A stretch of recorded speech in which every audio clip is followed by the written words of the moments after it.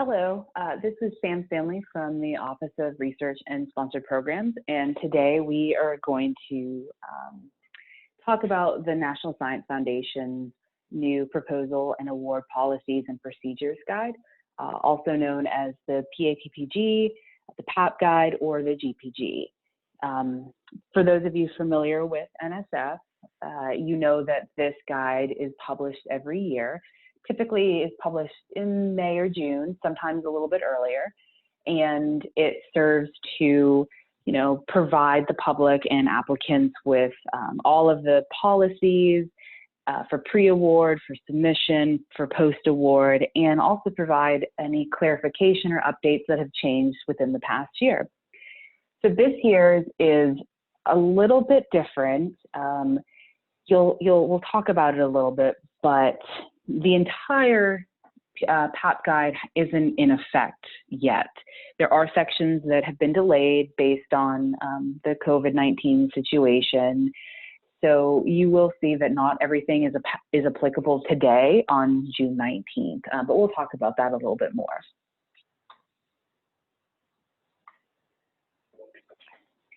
So this PAP guide is effective for all proposals submitted or due on or after June 1st, 2020. So it's currently in effect, and it has been in effect for a couple of weeks now.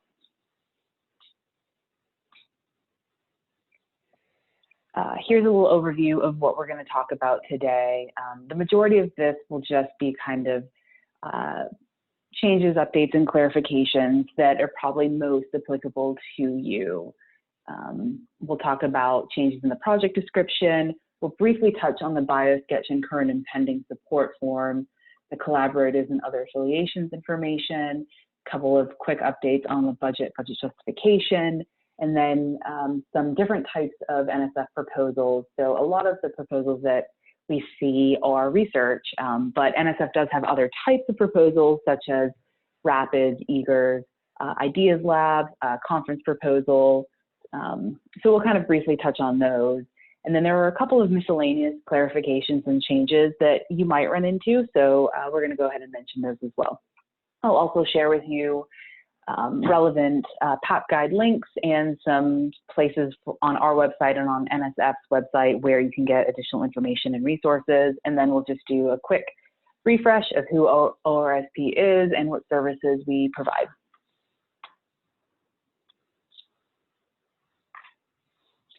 Okay, so I think the most significant change that you will see kind of in the bulk of the proposal is in the project description. And if you've submitted in the past, you know that NSF requires separate sections, one labeled broader impacts and one labeled intellectual merit within the 15-page project description.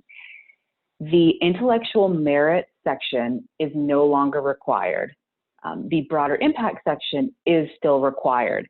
And this might be a little strange because NSF does actually go back and forth. There have been a couple years where both the broader impact section and the intellectual merit section have been required, sometimes only one. So it does go back and forth. But as of for 2020, only the broader impact section is required. Now there's a couple of caveats to that. If the specific solicitation requires the broader impacts and intellectual merit section, you must include both. If the solicitation says follow the PAP guide, then in that scenario, you would only include the broader impacts. And sometimes the language, the solicitation is a little unclear. So if there are questions about what's required, you can always reach out to our office and we are happy to take a look for you and help you figure that out, or reach out to the NSF program officer for clarification. And I do want to point out that this is only relevant to the project description. So you will still have to provide, within the one-page summary, you will still have to provide the intellectual merit section and the broader impacts. Okay. The other major changes that you'll see, and they'll probably impact you quite a lot, are changes to the Biosketch and the current and pending forms. We'll briefly touch on these in this presentation, but our office will be posting a separate presentation that has goes into a little bit more detail about the Biosketch changes and the current and pending forms. Again, I think that this is something to start thinking about now, even though, as I previously mentioned, most of the PAP guide is in effect as of June 1st, but the changes to the biosketches and current and pending forms will not be effective until October 5th. So you do have a couple of months to kind of practice and familiarize yourself with these two personnel doc components. So what's going to be new about the biosketches is you're going to have there'll be two acceptable ways of submitting these. You can either generate and create it in Science CV, or NSF has developed a fillable PDF form that you can use as well. Those are the only two ways that you can submit a biosketch. In the past, you could have a Word document, edit it, change it as you need. You could submit it as a PDF, and then our office could edit it. That is no longer allowable. If you upload a biosketch that's non-compliant, you can see right here in this bullet, Fastlane or eventually research.gov will not allow you to submit it. So it's good to kind of be aware of this change early so you can kind of, like I said, practice with it and get used to it. One thing that won't change about the biosketch is it still must not exceed 2 pages. NSF has also provided some additional clarification to the synergistic activities section. And as you're likely aware, this section is they've been trying to provide additional clarification over the past couple years. As it currently stands, you cannot list, let me back up. The synergistic activity section may include 5 distinct examples that showcase your broader impacts. What has been unclear is what is considered an example, and what is considered multiple components within an example. So NSF has tried to clarify this even further. I think this is a pretty good example and hopefully illustrates the point. So if one of your synergistic activities is conducting federal proposal reviews for NSF, Department of Energy, NIH, et cetera, you can no longer use that language. What NSF wants now is for you to say, conducting federal proposal reviews for multiple federal agencies, period, or conducting federal proposal reviews for, let's say, NSF, period. You can see they're considering the NSF, DOE, NIH, multiple components. And they do not want that anymore. This example also shows up if, let's say, you're an editor for a couple of journals. We do see that frequently where the key or senior personnel says, editor for journal A, B, and C. So now you're going to have to say for multiple journals or for just this one specific journal. And this is going to take some getting used to because there has been a little bit of, gray area in the past for what does constitute as multiple components. So I think the sooner you can kind of familiarize yourself with this, the better and easier it will get. And our office is always glad to take a look at your biosketches and kind of, make suggestions to what's compliant and what's not compliant.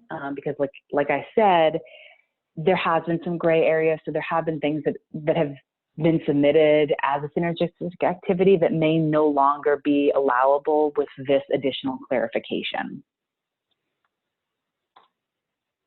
Okay. The other thing that's going to change drastically is the current and pending support form. If you've submitted anything in the past, you've probably noticed there's a couple different ways of providing this information. Sometimes people have nice tables.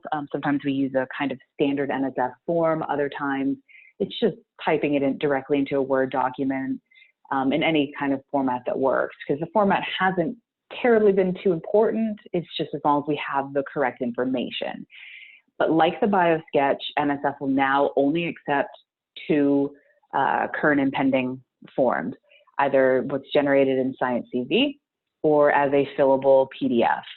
And like the Biosketch, beginning October 5th, non-compliant documents will not cannot be uploaded in Fastlane.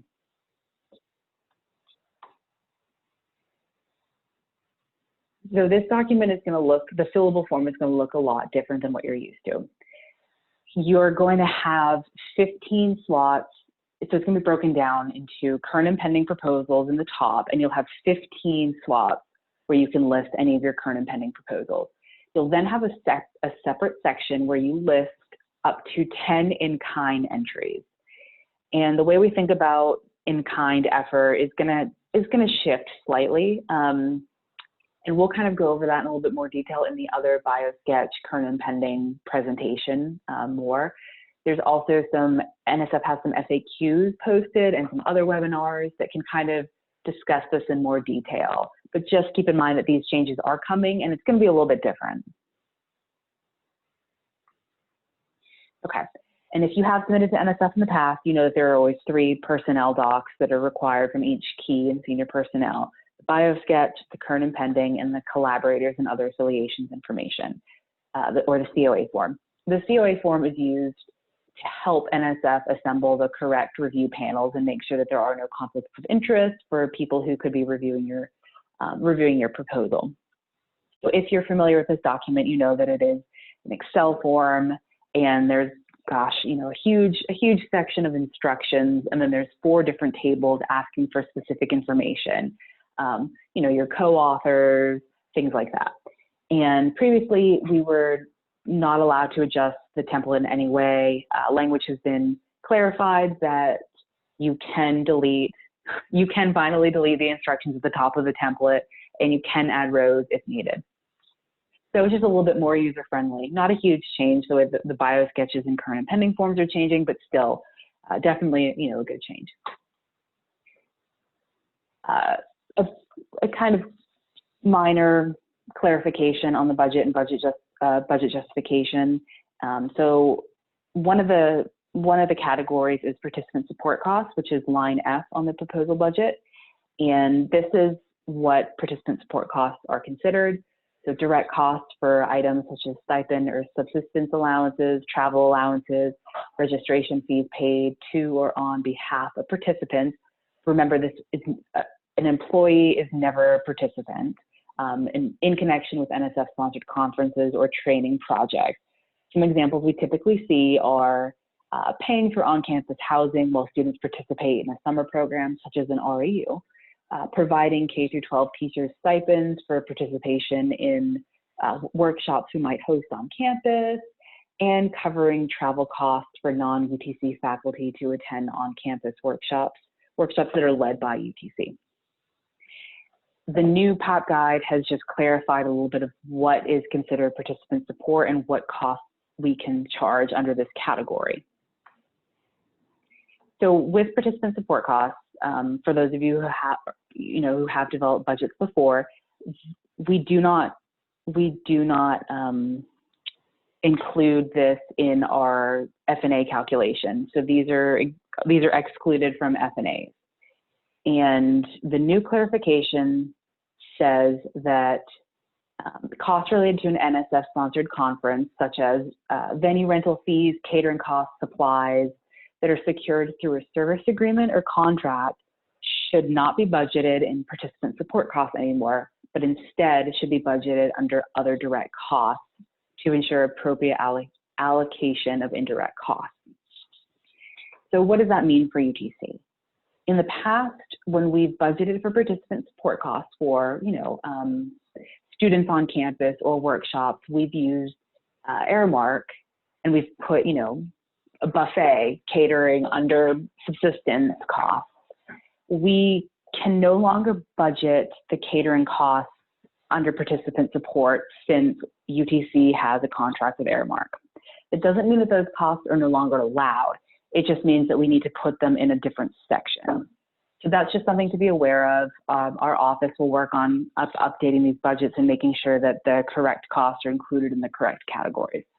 But again, just an FYI, these are still allowed. We just have to put them in a different category. Another budget category is the publication, documentation, and dissemination costs. So this has always been allowable. You can see down here below, you can also now request funding for data deposit and data curation.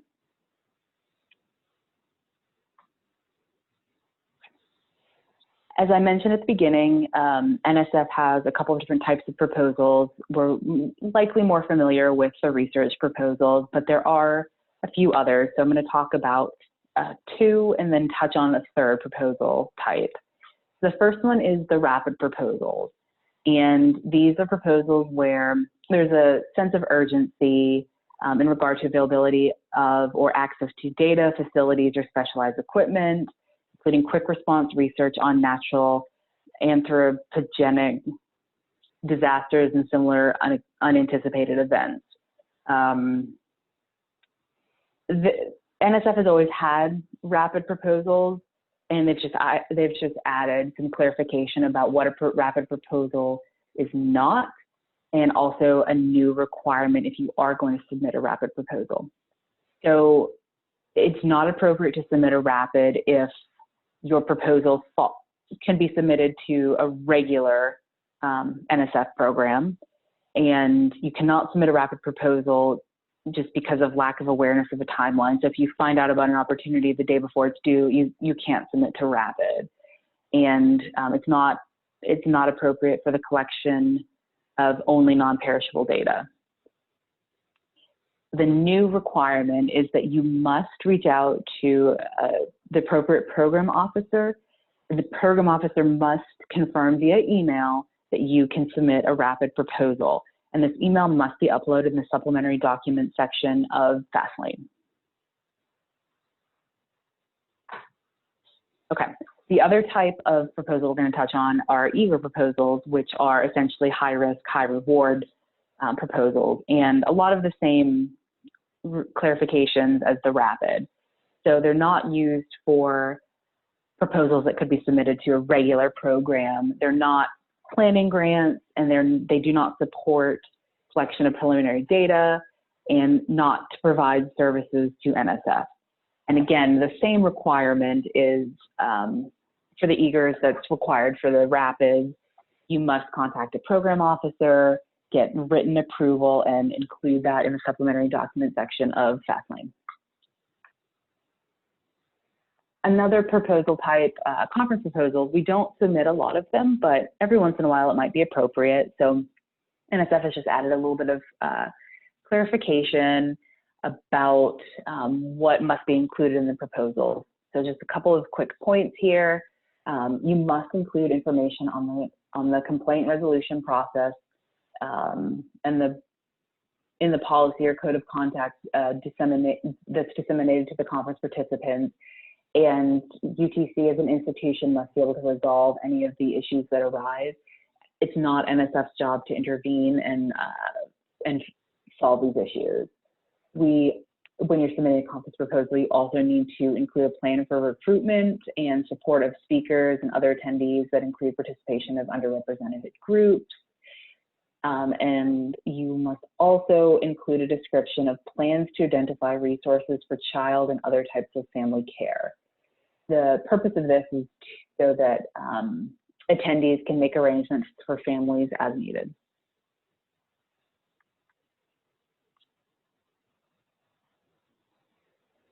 Okay, and then we have just a couple of other miscellaneous clarifications.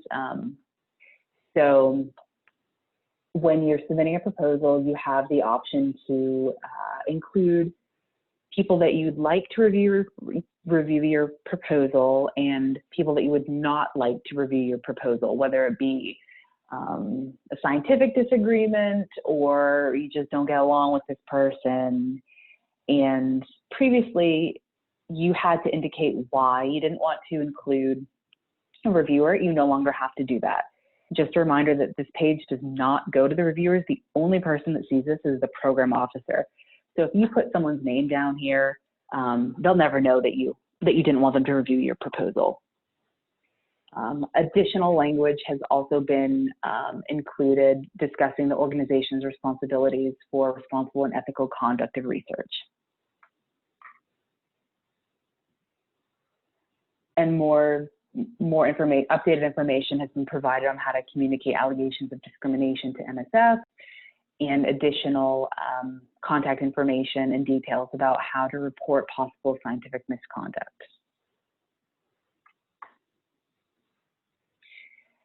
These next two aren't new clarifications, they're more reminders.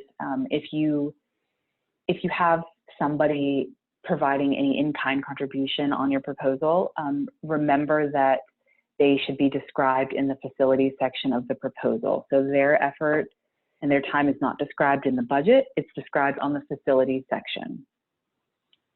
And then just a reminder, you can submit collaborative proposals two ways to NSF. You can submit with one institution being the lead and partner institutions listed as subawards, or the better way, if allowable, is to submit collaboratively linked proposals, and that is where there's a lead institution and a non-lead institution, and they can link their two proposals in Fastlane.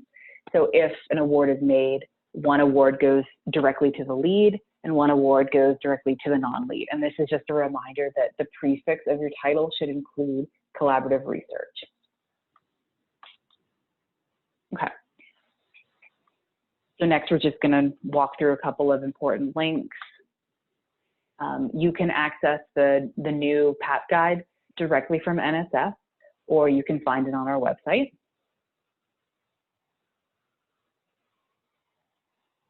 So if you navigate to our website, for now, it lives on the What's New section. We've got some info on the PAP guide, new biosketches, science CV, so you can see right here. You can access it here. We also have it here. We have a couple of other resources for updates on the PAP guide, some information and quick links, all kinds of resources for you. Okay.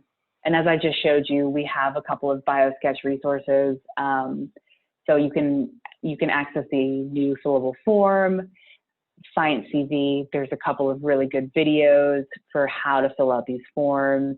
And there's also some FAQs about filling out your new biosketches. And I anticipate that this FAQ list will change and be updated frequently as more people become familiar with the new forms. I think that there's going to be a lot of new information and a lot of things that NSF hasn't thought about yet until users start actually implementing these documents. So, keep up with this FAQ page. And then again, just like the Biosketch resources, we also have some current and pending. NSF has a site with all the current and pending information. You can access the fillable form, YouTube videos for how to create it, info on using Science CV, and again, some FAQs on the current and pending form specifically. And I also mentioned that ORSP is putting together a second presentation, which is focused solely on biosketches and the current and pending forms. You can access that presentation by following this link, and it's also available on our website. Okay, almost done. Just a quick reminder of who we are and where you can find us. Our offices are right here. And then here's our contact information. Meredith is the director. If you have, Angie is the assistant director and also handles the post-award and contracts. You can reach out to Todd or myself, or Tracy Woodbury. She kind of helps Angie with the contract, and she also helps Todd and I. If you've got general administrative questions, Terry is our office manager. And a reminder of what we do, we kind of help you from the very beginning to the very end, so we can help you by identifying funding opportunities, and we support your research and proposal development by helping with the budget, sending templates. We can, with enough time, we can offer additional services, editing, finding and obtaining external reviews for you, all different kinds of anything that we can do to help. It's also our office's responsibility to coordinate the submission. So we'll be the ones actually submitting to the system and doing a final check of your proposal. And then of course, the best part of our job is celebrating your success. So that's always the best. And if you are located in the College of Arts and Sciences, you have an additional resource of Ashley Ledford. She's a grant administrator in your college, and she can help with some really in-depth one-on-one proposal and research development support.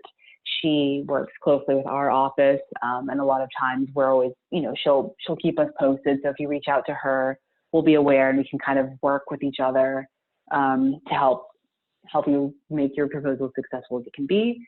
And if you are affiliated with the SIM Center, you can also reach out to Bailey Kirby. She can also provide additional one-on-one assistance and some really in-depth proposal and research development as well.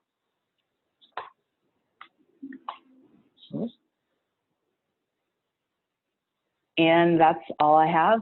If you have any questions, you may reach out to me at sam-stanley@utc.edu. And hopefully you'll have a chance to check out our other presentation on biosketches in current and pending form. Thanks.